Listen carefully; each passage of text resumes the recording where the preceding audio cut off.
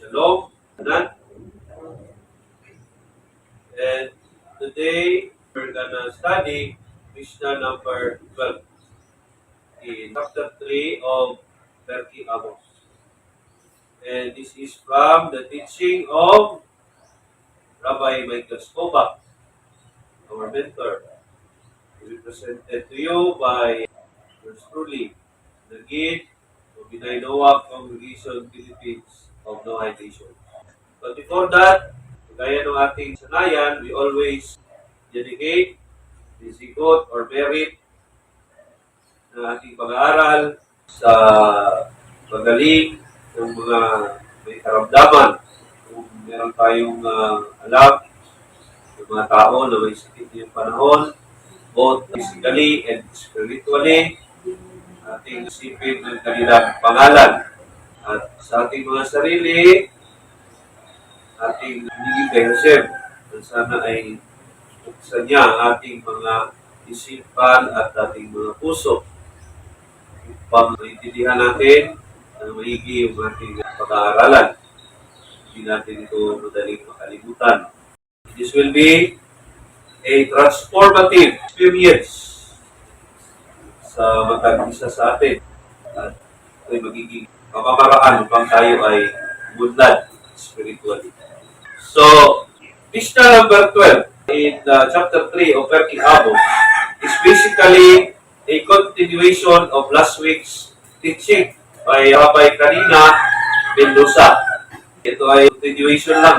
Sabi niya, the last reading natin sa Mishnah 11, na anyone whose fear of sin comes before their wisdom will endure. But anyone whose wisdom comes before their fear of sin, their wisdom will not endure. Ibig sabihin, yung isang tao na yung kanyang takot na magkasala ay nauna bago ang kanyang karunungan, yung karunungan na yun ay mag-i-endure or it will continue. Will not be forgotten. Hindi niya makakalimutan. But anyone whose wisdom comes before the fear of sin. So, marami ka nang natutunan pero hindi ka naman takot na magkasala, then yung karunungan na yun ay mawawala. So, and for today's Mishnah, number 12, Rabbi Kanina Mendoza teaches us that anyone whose good deeds exceed their wisdom will endure.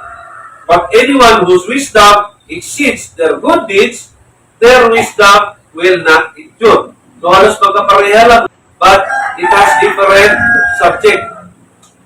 Yung Mishnah number 11 na sinabi ni Rabbi Kanina Mendoza talks about what? Yeret Chet, or fear of sin. And this time, is talking about Maasim Tuvim. What is Maasim Tuvim? Tov is good. So, the same style, but different subject.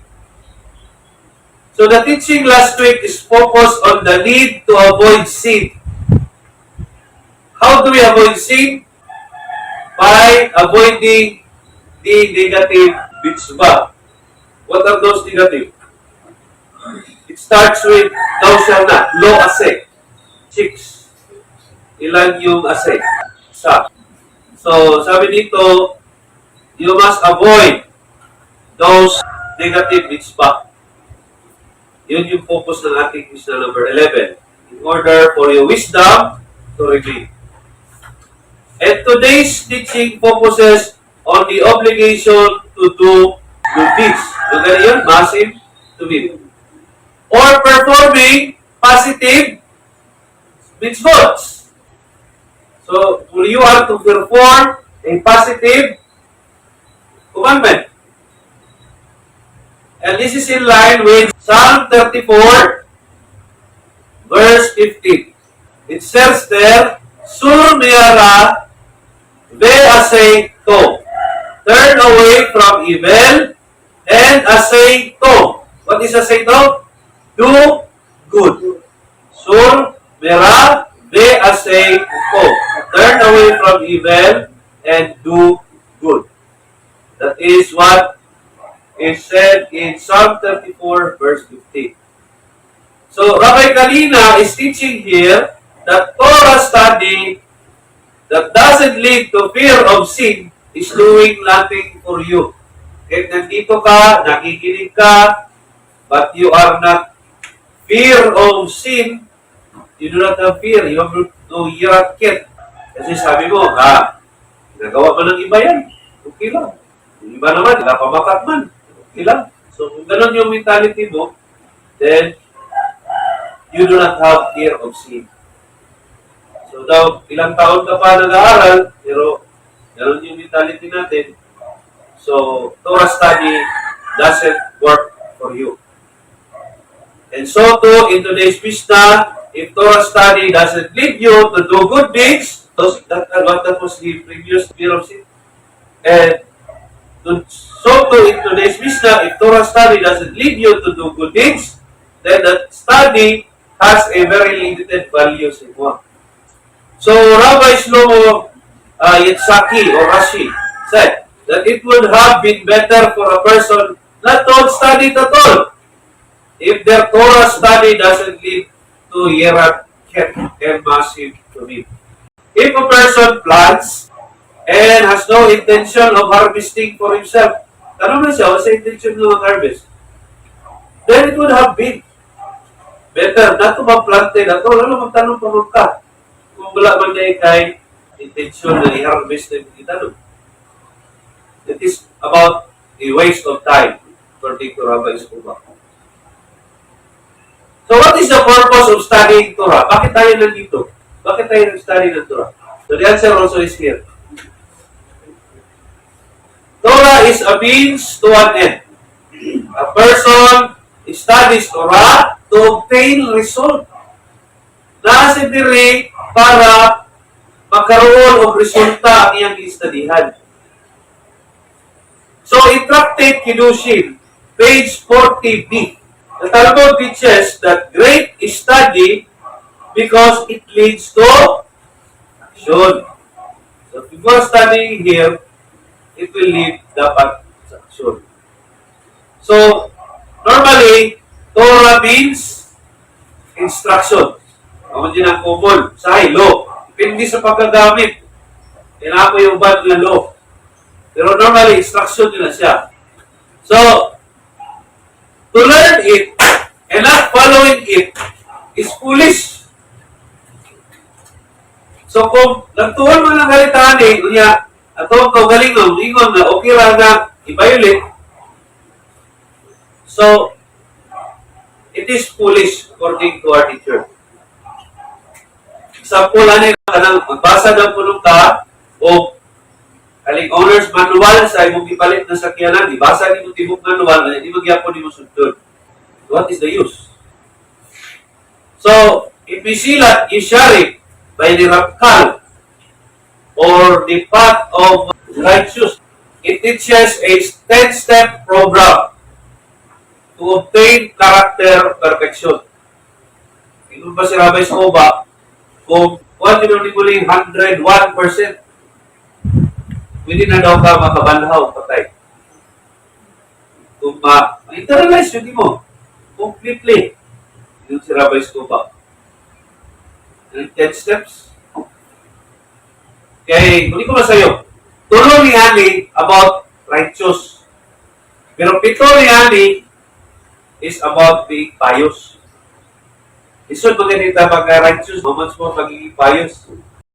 It begins with the phrase, Torah ibay hindi sihirot. What is sihirot? A cautious person. Yung takot na magkasala. So, Torah is the catalyst to each part of the 10-step program. So, we need to say, kung siya liso ba, kung siya tinugdan, catalyst. So, iligerit harapan, or from the letter of Rabbi Moshe ben Nachman to his son. And we learned that before, yung Igeret Harapan, yung sulat niya. It says there that towards the end of the letter, he said to his son to remember that when he finished a study session, when can we say na natapos natin yung isang session? For example, sa Perky Abot, ilang ka chapters na lang eh. We have 6 chapters and around ilang na Mishnah yun? I think it's 18, if I'm not mistaken.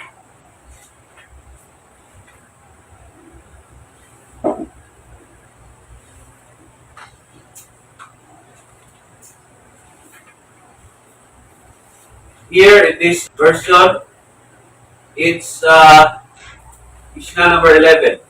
So that is tantamount to celebration.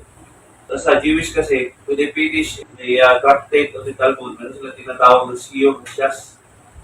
Kasi di biro yan. Malaking accomplishment yan. Not physically, but spiritually. Tapos may isang tractate. And what we are studying right now is one whole tractate. Tractate Abot. Under the order of the Zikim. How many orders are there in, or Sidarim in the Mishnah? 6. 6 Sidarim. And how many tractates are there? If I'm not mistaken, there are around 63. And isa sa mga tractate doon is ito. Yung tinasalihan natin. This is accomplishment. Kung natapos, nagawa mo ito from 1 to 6. 6 chapters. Surely, Hashem will look into your effort. Kasi yun naman yung focus natin dito. Kasi how can you have Yerat Ket kung hindi mo alam ano yung dapat mo gawin? So how can we do good deeds kung hindi rin tayo mag-aral ng wisdom? How can we know that what we are doing is good if we do not study first kung ano yung mga bagay tungkol sa batas? Yan, nangyari noon na yung deeds. Hindi natin alam na yung batas pala. Hindi para yun sa atin. Ngayon referring to practicing Judaism, yung self-style. Some of us went through that process because we are taught by somebody na ito yung dapat gawin. Ito yung mga deeds na gagawin natin, mga actions. Huwag tayo ng mga ritual-ritual ng mga Hudyo. Unfortunately, nag-deeds ka agad before studying first the proper wisdom. Ngayon, we are studying wisdom para ang magawa natin na deeds are correct in the eyes of Hashem. So, sabi niya sa anak niya, sabi ng Ramban, Nachmanides, that he should think about what he learned and how to put them into practice.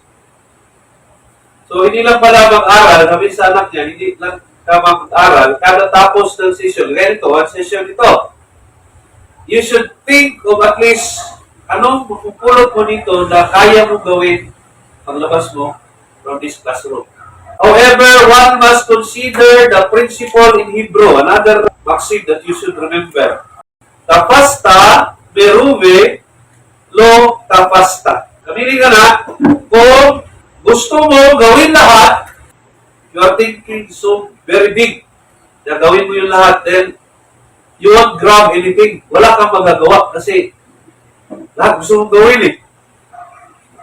So this is what we mean by tapasta, merube, lo, tapasta. So yun dire nga, it is proper to take small steps and identify one or two things from the lesson. Para karon, you identify one or two from this lesson na ma-apply mo into practice. Dili mo rin mo makaon tala niya itong tunan karon. So, mag-identify lang gani o isa o duha na kaya ni mong himuhon igawa. So, the Ramban, Rabbi Moshe ben Nachman, Ramban, Nachmanides, is saying to his son not to allow a study session to go to waste. Kasi siya anak, ayaw tumuti na ang imuhang gigastuhan o panahon dire mawala ra, hindi mo magamit. So the whole purpose of studying Torah is that we can grow and become bigger people. So, ang purpose daw, ano na ata nili, kay para mutubo ta, o mahimo kang dako sa espirituhanon. Otherwise, the learning is just theoretical, and this kind of Torah is not real. Kung ang ato ang pagtuon sa Torah is yung aning na mamagi na wala na tayo intention na gamiton siya, so kanina klase na Torah study, hindi daw ni siya tinunanay ng Torah study. Wala man tayo goal. Atong goal, objective na to is to become bigger people and to grow spiritually. Wala itong goal. And this is what the Mishnah is saying, that the wisdom will not endure. So kung di man na kaya ito gamiton, will not convert it into good deeds or massive to him, then it will not endure.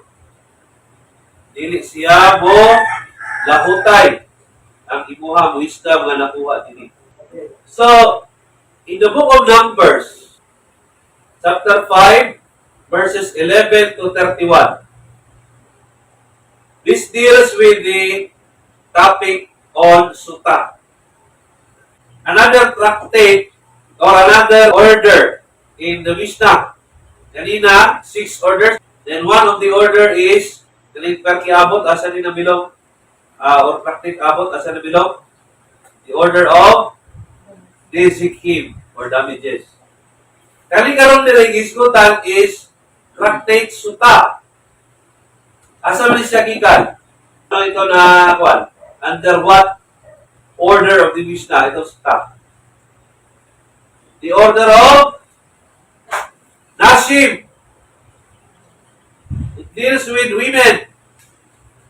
Tungkol sa babae. Nashim. Order of Nashim. So, isa dyan is, have you heard of tractate Nida? Doon naman siguro mga ano? Women purity. About sa ang babae na sa iyahang state of impurity. That is under tractate Nida. Usa na siya sa under sa order of Nashim. Kaning Sutta, tractate Sutta, it deals with a wayward wife. Disloyal na wife. Suspect ba? Nasuspitsahan. Kaya ano nasuspitsahan siya? Dahil sinama niya yung sarili niya sa ibang lalaki sa isang lugar. Lalaki na hindi niya asawa or husband. So, say for example, yung asawa is may bubisita na kaibigang lalaki or what. Tapos sila lang doon sa bahay. So, anong iisipin mo? What do you think? You're the husband. So, normally, ang utang nga husband, ngayon ang siya nga, ayun na nagbuhata sa sunod ha. Kung na gawin yan. E, ngayon mo dito asawa ba niya, wala mo mga buhat. Nagdula lang man niya tuupuan na ng sumta. Diba? So, dito po ng husband, kahit mahal man niya ang asawa. Sa ingon siya nga, love, ayaw lang buhata sunod ha. Kung naman galing mo bisita din si pare, ito lang sa gawas. Eh, ayaw po siya sa magtubugod. Pero siya sa tubo ba kay galiking mo? Ang natuang grito ba? Tulog-tulog. Tungkol siya na akala lang siguro na apod ko. Eh, isa ko kayo, kung ayaw-ayaw mong tubo niya ang mga leaking ng kilaw sa niya, wala ko. Pero sa inyong tubo na, kung wala pa yung leaking, ang natuang grito. So, ito na, warningan na. So, kinigbuhat naman po usap. So, this is a situation wherein a husband finds out that her wife secluded herself with another man, but he has no proof that something happened between them since there were no witnesses. Wala witness. Pero may witness, na wala sila ginuhat, then wala tayo ang itan na suka. So, anyway, witness, kaduwa lang ibo. So, ingon ang husband na to be with another man, but she does it again. So, the Torah teaches us in Numbers chapter 5, verse 11 to 31, that in order for her, sa katong asawa ng babae, to continue living with her husband, considering that she is under suspicion, kasi di na kasi yun inaalaw, na kapag nasuspitsahan na yung isang babae, they are not supposed to be together. She has to undergo an ordeal na ay proseso anak para mag-ipon sila balik. Just to clear her name, para malimpyuhan ang pangalan sa iyong asawa. The process is, she will be brought to the Holy Temple. Dalon siya dito, sa Holy Temple. And there was a meal offering, korban, about jealousy. So, kani siya nga korban is, there will be a meal offering. Pero dili di siya sagulan o oil, olive oil, or incense. Normally, ginabutangan nyo na siya, basta na meal offering, ginabutangan nyo na siya oil or incense. Pero special man siya, kaya nahulog siya nga, jealousy offering. Walang dili ginabutangan o incense o kani olive oil. Unya, sa usa ka ganit panit because sa parchment ang tawag, ganito sulatan ng Torah scroll, gamay nga parchment, isulat dito itong 4 ka litra sa pangalan ni Hashem. Then, ilunod nila sa tubig, katong mga parchment, unya, katong pangalan ni Hashem dito, may erase. Nakutang ba diri asa gikan ang tubig? Okay. So, ang tubig, sa bulan na siya o apog, nagikan sa tiilan sa tabernakulo. Kung napakit na sila tubig, bitter water. Tapos ilunod to dito itong parchment na nahingalan ni Hashem. Siyempre, matuslog, mawala to. Karon, ipainom na dito sa itong babae na isuspitsahan. So, if she is innocent, nothing will happen to her. But if she is guilty, it will cause her severe stomach pain. Sakit niya lang yan tiyan. Yung mahubag na iyang mga baka and everything is described by the Bible. So, yung anak ka, kahit ang agian, basta na ay isa ka babae na being suspected of suta. So, after sa book of Numbers, the last verse is 31 man. What follows is the institution of Naser. You know what is Naser, di ba? Nazarite. Gusto nito Nazarite. Para ni Samson, is a Naser. So, ito si Samson. So, may bawal ng Samson. Bawal putulbuhok sa pa. Bawal mo inom o grape. Or any grape product. Isang panig sa grape. Basta may grape. Ano yung importante sa grapes ko? That's why in one of the Midrashic expedition of what was the forbidden fruit in God Eden, isa sa mga sa 4 ka klaseng magpipinsahan na wala ba yung dimension sa Torah o sa itong klaseng the written Torah. Isa sa mga explanation is grapes. Okay, ang grapes mga good, being one particular component of wine, and it's a kind of effect sa tawag ito. Even Noah, Noah was intoxicated. So wala, isa kabawal. So the institution of the Nazir, after sa Sukta, Nazir. And Nazir also is part of tractate of this order of Nashib. There are 7 tractates under the order of the ship. Duduha ito na isgutan dire. Sa ito una, tractate Suta o tractate Nazir. Under the order of Nashib. So, the institution of Nazir is what follows after the verses about Suta. Usually, Ang Nazir is 30 days lang na siya about. A Nazir would not cut their hair.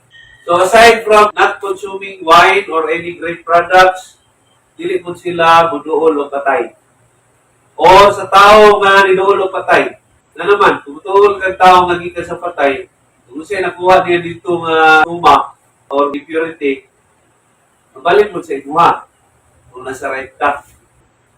So in Tractate Sutta, page 2a, paragraph 5, Talmud teaches that the connection between the verses about Sutta and Nasir is that, inamoy pangutana, ano may connection? Nanong gikan sa isa ka wife na tulibagbag, then ang isunod din sa Torah is about naman sa Nasir. What is the connection? So the Talmud also answers this question, that the connection is that whoever witnessed a humiliating trial of a woman suspected of adultery should react by becoming a Nazirite or making a Nazirite vow. So, there's a Hebrew again, Tractate Sutta, page 2a, paragraph 5. Kol haroe Sutta bekalkula yizer men hayayin. So, all who saw, roe is bekalkula yizer men hayayin, should refrain from drinking yayin. What is yayin? Wine. Yayin. Kato daw mga nakakita sa usa ka suta sa kababay nga i-trial dito, must refrain from drinking wine. So, dito say must make a Nazarite vow. So, at first glance, this is hard to understand. The ritual of suta is disturbing because you are witnessing a tragic situation that could befall a married couple. Mura makarelate ka ba? What if may kabo na sa imo?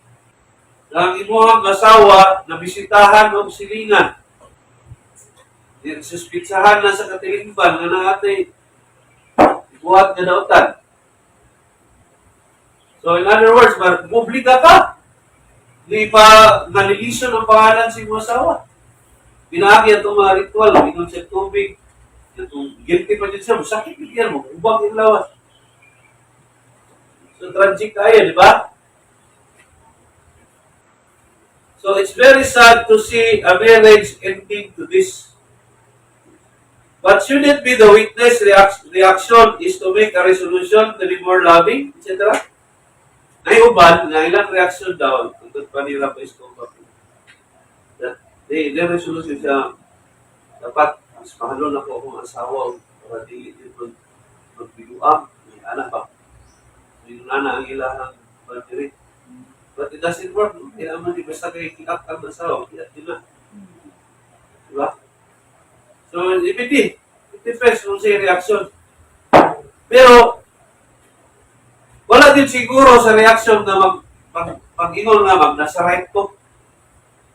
O di na ko papatulog buhok karon, o di na ko minom wine, di na ko makaog grapes, o di na ko mapunta. Wala siguro yung minanag na. No? Normal ba? O, normally, wala dyan. Oh, so why make a Nazarite vow? Ingon din, bisa sa ila, ito muna ni kayo.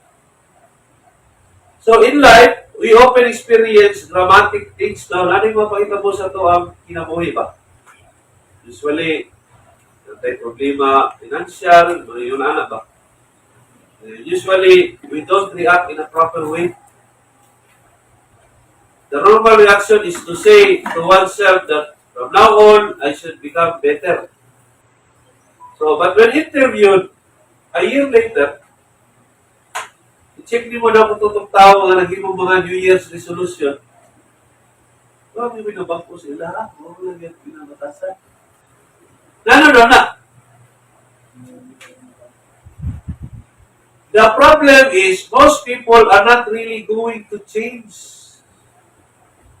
Why is that? Because the resolution made was very big and very vague. Lima karuyong ka, husbon ako ang sarili. Nanakuha ng, mausap di mo imong tibok sarili? Imo ang batasan di mo, mausap di na di mo.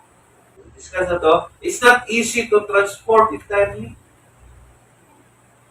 So, Rabbi Israel Salanter, who lived around 1810 to 1833, he was the founder of the Musar movement. You know Musar? Musar has to do with bidot. Ang focus po nila is more on character development, Musar. While the others, like Rabbi Ibal Shem Tov, focuses on Kasidot. The other rabbis, they focus on Kasidot. But Rabbi Israel Salanter focus on Musar.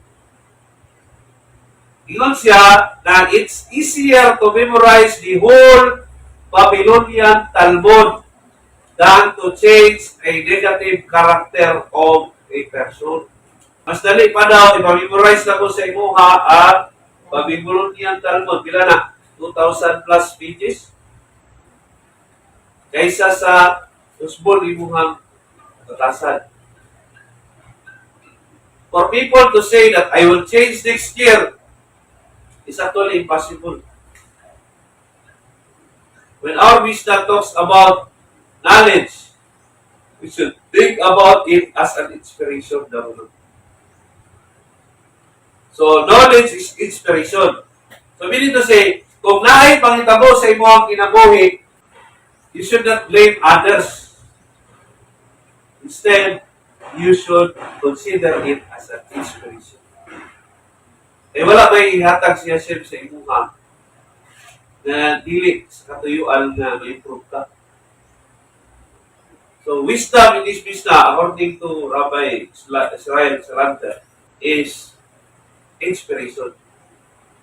So, there are times in life that we are deeply inspired or shaken.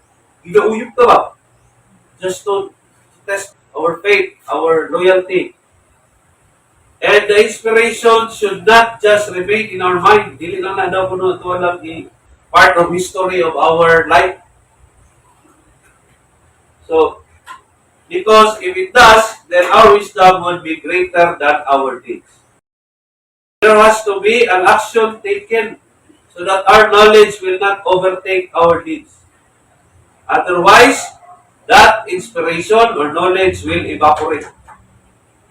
So, kada sitwasyon sa imong kinabuhi, dapat tupo dito ang pagtulunan.